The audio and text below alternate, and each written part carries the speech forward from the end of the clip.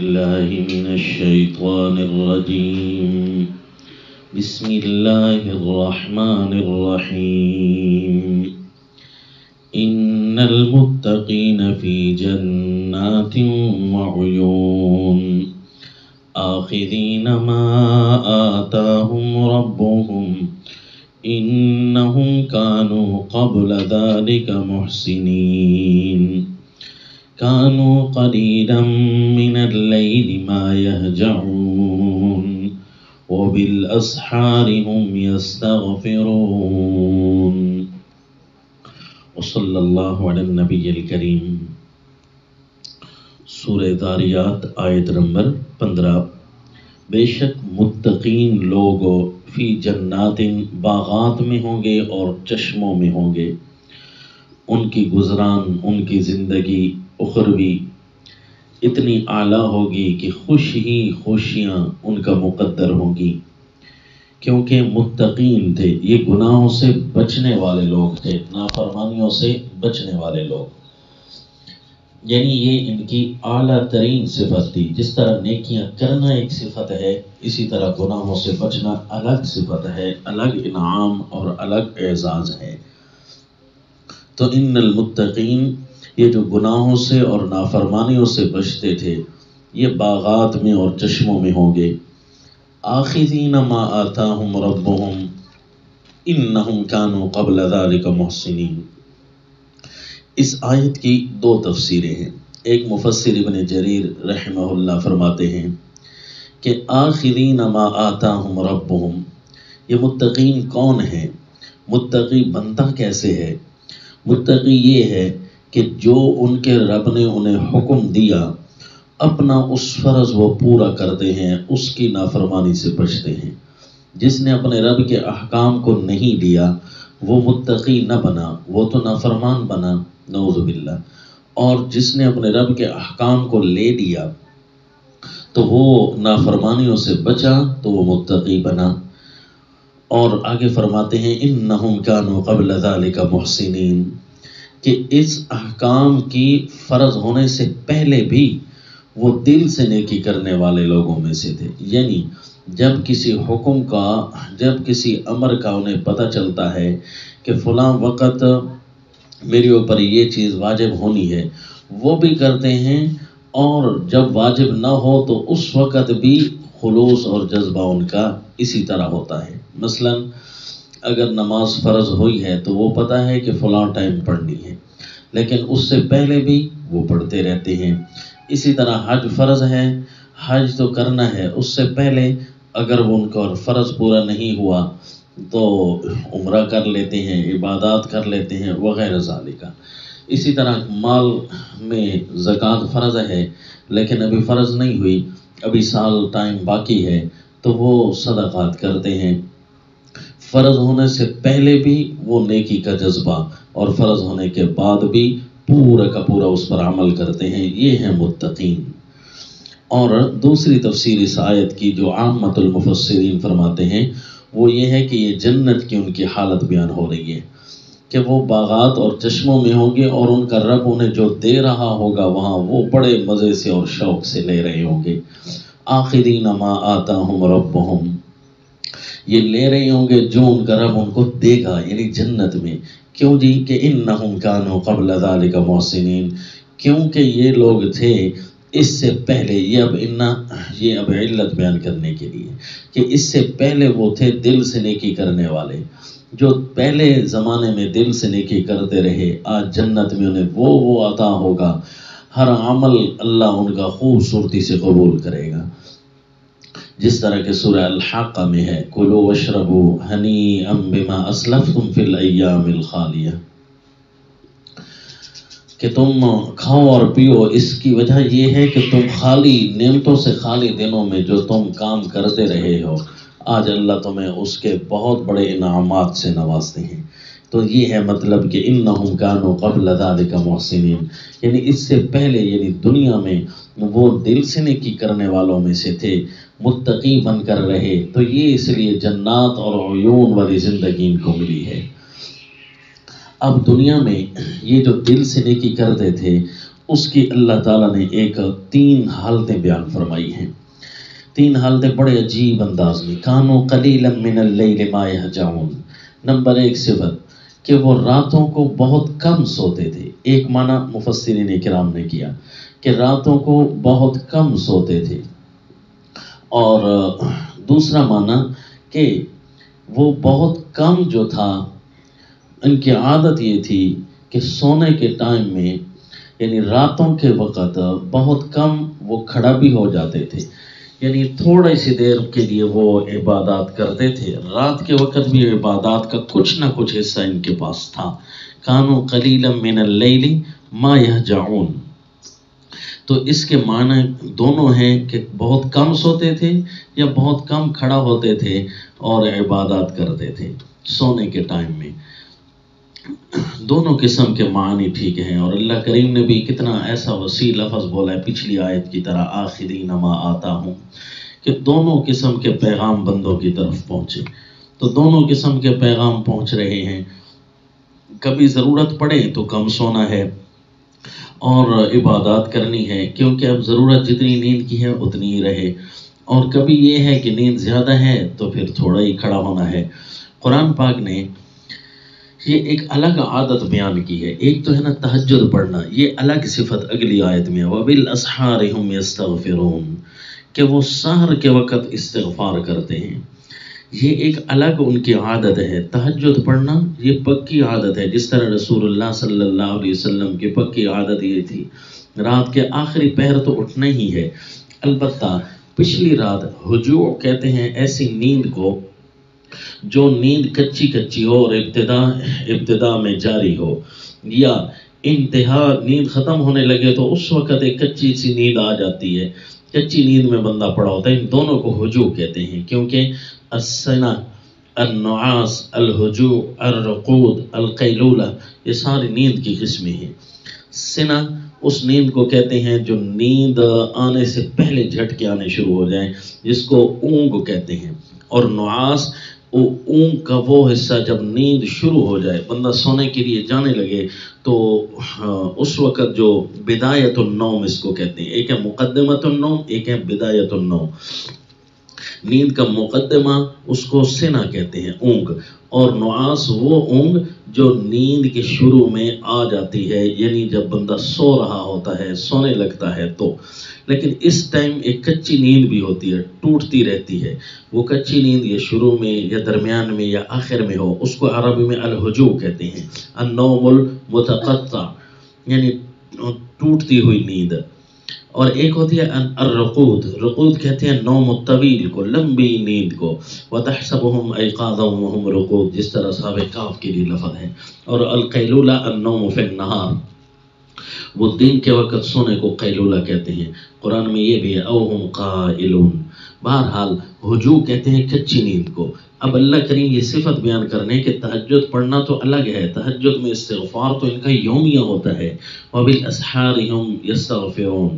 لیکن ایک اور صفت بھی ان کی یہ ہے کہ جب انہیں اتنی زیادہ نیند کی ضرورت نہیں ہوتی تو کچی نیند سے ترجیح دے دیتے ہیں اللہ کے سامنے کھڑے ہونے کو. بس بھائی نیند ضرورت کی تو پوری ہو گئی ہے، اب آؤ محنت کریں. اسی کو دوسرے رنگ میں بھی بیان کیا تتجافا جنوبہم عن المضاجع، کہ ان کے پہلو جو ہے بستروں سے الگ رہتے ہیں. اس کا مطلب ہے بستر بھی پہلو میں تو لگے ہیں، یہ سخت ضرورت پڑی تو سوئیں گے، ورنہ تو یہ الگ رہیں گے. یہ ایک الگ چھوٹا سا ایک دقیق سا اشارہ ان کی ایک الگ صفت کی طرف کیا، اور یہی رسول اللہ صلی اللہ علیہ وسلم کی عادت طیبہ تھی. امی عائشہ رضی اللہ تعالیٰ عنہ فرماتی ہیں جب ہم چاہتے کہ رات کے کسی حصہ میں دیکھتے نماز پڑھتے ہیں تو اللہ کے نبی کی نماز ہمیں نظر آ جاتی، کسی نہ کسی حصہ میں کھڑے ضرور ہوتے تھے. جب دیکھتے کہ سوتے کس وقت ہیں تو رات کے کسی نہ کسی حصہ میں سوئے ہوئے بھی ہوتے تھے. رات کے وقت سونے کا پکا معمول کہیں نہیں تھا کہ فلاں وقت سے فلاں وقت تک پکا سوتے ہیں، کیونکہ طبیعت ہے، کبھی نیند پوری ہو جاتی ہے، کبھی نیند بھر جاتی ہے، کبھی پیٹ خالی ہے تو کبھی بھرا ہے. تو اس طرح رات کی نیند کی ایک کیفیت نہیں ہوتی. جس کا ہمیشہ پیٹ بھرا رہتا ہو اس کے رات کی نیند کی کیفیت ایک ہی رہتی ہے. اور جس کو کبھی بھوک ستائے، کبھی اس کو کچھ کھانے کو ملے کبھی نہ ملے تو اس کی رات کی نیندوں کی ایک ترتیب نہیں ہوتی. البتہ رات کے جو آخری پہر تھا اس میں تو اللہ کے نبی اٹھتے تھے. اس کے لیے تو قرآن میں الگ حکم ہے کہ فتہجد بہ نافلۃ لک، رات کو کوشش کرنا. اور باقی جو ہے عام عمومی عادت یہ تہجد پڑھنے کی تھی، رات کے آخری پہر کو اٹھنا، اور یہ قلیل یہ بھی عادت تھی، کبھی کبھار یہ بھی عادت تھی. اور ان کی زیادہ زندگی کا یہ حصہ زیادہ بھی گزر جاتا تھا کہ راتوں کی کچی نیندیں اکثر بستروں سے الگ تھیں، کچی نیندوں میں یہ اٹھ پڑتے تھے. اس لیے اس کی ترتیب یہ بتائی، قم اللیل الا قلیلا نصفہ او انقص منہ قلیلا او زد علیہ ورتل القرآن ترتیلا، کہ میرے پیغمبر رات کو اٹھا کریں. کتنا اٹھیں؟ نصفہ، آدھی رات کو اٹھیں. اب آدھی رات اٹھے رہیں اور عبادت کرتے رہیں. یعنی یہ سورج کے غروب ہونے سے لے کر فجر کے طلوع ہونے تک کو رات کہتے ہیں. اس میں عشاء بھی ہے، شام بھی ہے. تو لہذا نصف ہو، آدھی رات جاگیں. اوین قسمن ہو، یہ کبھی نیند کا غلبہ ہوتا ہے تو اس آدھی سے تھوڑا کم کر دیں. او زد علیہ، یا جو آپ نے اس اب زد علیہ کے تعلق نصفہ سے بھی ہے اور من قسمن سے بھی ہے، کہ اس جو آپ نے اس کو کم کیا ہے اس کو تھوڑا اور زیادہ کر لیں، یعنی مزید کم کر لیں اور تھوڑی سی رات آپ جاگیں. یا پھر یہ ہے کہ آپ اس نصف سے کم بھی کر سکتے ہیں اور نصف سے زیادہ بھی کر سکتے ہیں. یہ ایک ترتیب چونکہ نیند کی رہے گی نہیں، جتنی نیند پوری ہو جائے بس اس کے بعد کھڑا ہونا ہی ہے. جس طرح کے عمومی عادات ہوتی ہیں کہ 30 سے 40 سال کی عمر کے بعد نیندیں ٹوٹنا شروع ہو جاتی ہیں، بس سکون آ جاتا ہے کسی وقت بھی بندہ سو جائے تو. اس کے بعد جو ہے یہ راتوں کے جاگنے کو بڑا اعزاز سمجھنا ہے. اگر اٹھ بھی نہ سکے کم از کم تو زبان تو حرکت میں شروع ہو جائے. اس فارغ وقت کو فارغ نہیں سمجھنا، کیونکہ رسول اللہ صلی اللہ علیہ وسلم نے فرمایا 2 نعمتیں ایسی ہیں کہ لوگوں نے اس کے اندر بڑی نقصان کھائے ہیں، الصحت والفراغ، کہ ان کو اللہ نے صحت بھی دی ہے اور فراغت بھی دی ہے. صحت ہو تب بھی عبادت کرنی ہے، کچھ فراغات ہوں تب بھی عبادت کرنی ہے، فراغت کو ضائع نہیں ہونے دینا، حتیٰ کہ زبان تو حرکت کر سکتی ہے. بہرحال یہ جنتیوں کی الگ صفت ہے کہ کچی نیندیں ان کی بستروں پر نہیں. بھئی اب ضرورت نہیں رہی، سخت سے سخت جب ضرورت آئے گی تو پہلوں میں لگے بستر ہیں وہاں پر ہم سو جائیں گے. جب سخت ضرورت نہیں ہوگی تو پھر اس وقت ہم بجائے اس کے کہ بستروں کو ترجیح دیں کچی نیند کو، ہم پھر اللہ کے حضور کھڑے ہو جائیں. جیسے ہی نیند آئے تو بندہ فوراً سو جائے. اور اسی کو ایک اور عنوان میں بھی بیان کیا قرآن نے کہ والذین یبیتون لربہم سجدا وقیاما، وہ اپنی راتیں کرتے تھے کس طرح؟ اللہ کے سامنے سجدے میں اور قیام میں. یہ مطلب نہیں کہ روزانہ پوری رات اسی طرح، یعنی ان کی ایک یہ عادت ہوتی تھی. یبیتون کی ابھی یہاں تفسیر آ گئی ہے، کانوا قلیلا من اللیل ما یہجعون. تو حجوج اس نیند کو کہتے ہیں. اسی نیند کو دیکھ کر جو بات آئے گی، اب اس میں دونوں قسم کے مفسرین کی رائے شامل ہو گئی کہ لمبا بھی سوتے ہیں تھوڑا بھی سوتے ہیں. وہ ہے اپنی عادات کو دیکھ کر اور اپنی نیند کے غلبے کو دیکھ کر. تو یہ قرآن کا وہ مقام ہے جس میں اللہ نے ایک ایسی صفت بیان کی جو پورے قرآن میں اور کہیں نہیں ہے. جس انداز سے یہاں بیان ہوئی ہے کہ تہجد پڑھنا ایک الگ صفت ہے، باقی راتوں کو جب بھی ان کی نیند ٹوٹتی رہتی ہے، جب سخت نیند نہ آتی ہو تو پھر کھڑے ہو جاتے ہیں.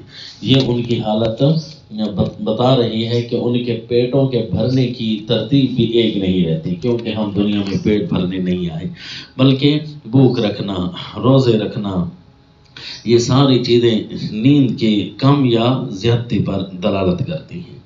اور تو تہجد پڑھتا ہے.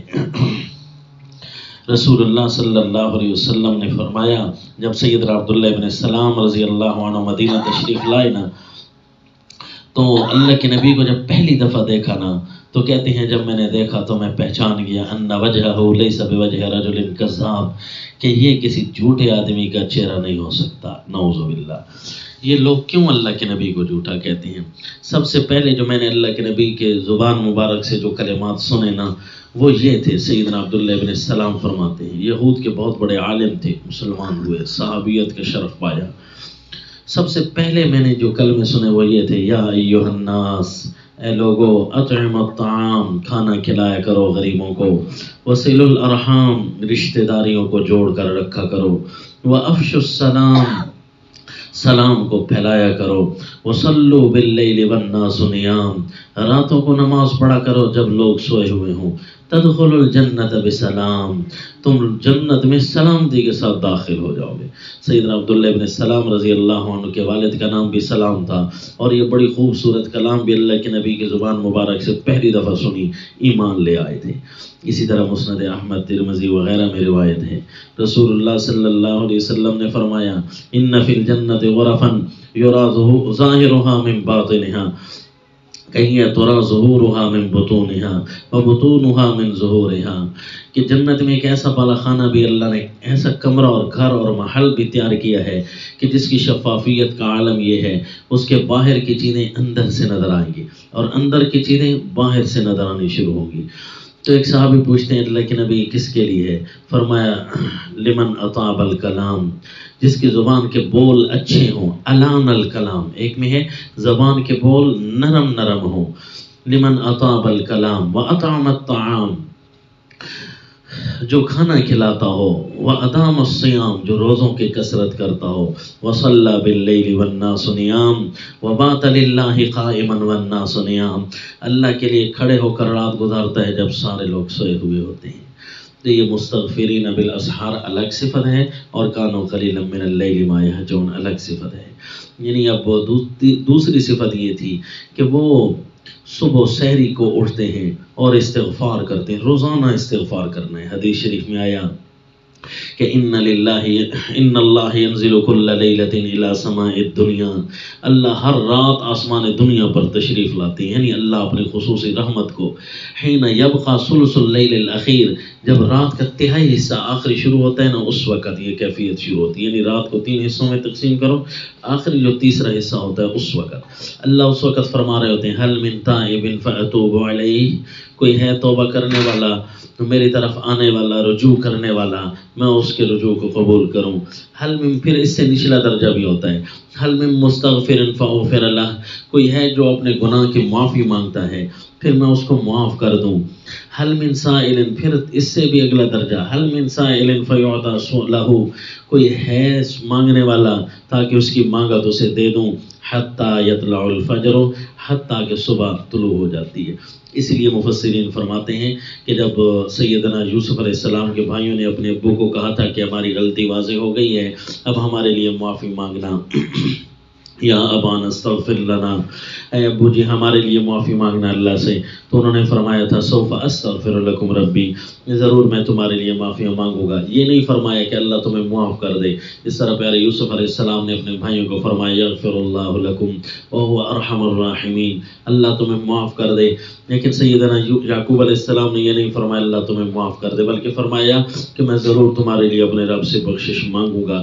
یعنی نیت میں یہ تھی کہ اخرہم الی وقت سحر، کہ میں سحر کے وقت اس کو اسپیشل کر کے دعا مانگوں گا کہ اللہ میرے بچوں کو معاف کر دے۔ وفی اموالہم حق للسائل والمحروم، یہ تیسری صفت ہے انتہائی اعلیٰ درجے کی، کہ ان کے مالوں کے اندر جو ہے حصہ ہوتا ہے، سائل کے لیے جو سوال کر رہا ہوتا ہے، محروم کے لیے جس کو ضرورت تو ہوتی ہے لیکن سوال نہ کرنے کی وجہ سے اکثر بیچارہ محروم رہ جاتا ہے، تو ان کے لیے بھی وہ اسپیشل ڈھونڈ ڈھونڈ کر ان کو حصص پہنچاتے ہیں کہ یہ مانگنے والا تو لوگوں سے لے لیتا ہے لیکن یہ کسی سے نہیں مانگتا، اور بیچارے کو مختلف تکالیف آتی رہتی ہیں، ایسا مزدوریاں کرتا ہے، پیشے ڈھونڈتا ہے، معاش ذریعہ معاش کچھ نہیں ملتا لیکن لوگوں سے بھی نہیں مانگتا۔ حدیث پاک میں ہے لیس المسکین بالطواف الذی تردہ اللقمۃ واللقمتان، مسکین وہ صرف نہیں ہے جو ہر جگہ پھرتا رہتا ہے، کہیں ایک لقمہ تو کہیں 2 لقمے مل جاتے ہیں، والتمرۃ والتمرتان، ایک کھجور کہیں 2 کھجوریں ملتی ہیں، لیکن المسکین الذی لا یجد غنی یغنیہ، لیکن مسکین تو وہ ہے جس کے پاس اتنا نہیں ہے کہ جو اس کو ہر چیز سے بے پرواہ کر دے، لیکن ولا یفتن لہ فیتصدق علیہ، لیکن وہ لا یفتن لہ، لوگ اس کو پہچان بھی نہیں پا رہے ہوتے کیونکہ وہ اپنے چہرے پر ایسے آثار بھی نہیں لاتا کہ لوگ اس کو صدقہ دیں، تو یہ وہ اصل مسکین یہ ہے، اصل غریب یہ ہے جو اپنی سفید پوشی کو برقرار رکھے ہوئے ہے، اپنے اللہ کی شکایت نہیں کرتا لیکن اسے ضرورت ضرور ہوتی ہے، تو یہ محروم لوگ ہوتے ہیں، ان کو بھی دیتے ہیں وہ لوگ۔ تو یہ 3 صفتیں ایسی اسپیشل کر کے بیان کی ہیں، قلیلا من اللیل ما یہجعون وبالاسحار هم یستغفرون وفی اموالہم حق للسائل والمحروم، یہ متقین کے اعلیٰ ترین صفات میں سے ہے۔ وما علینا الا البلاغ۔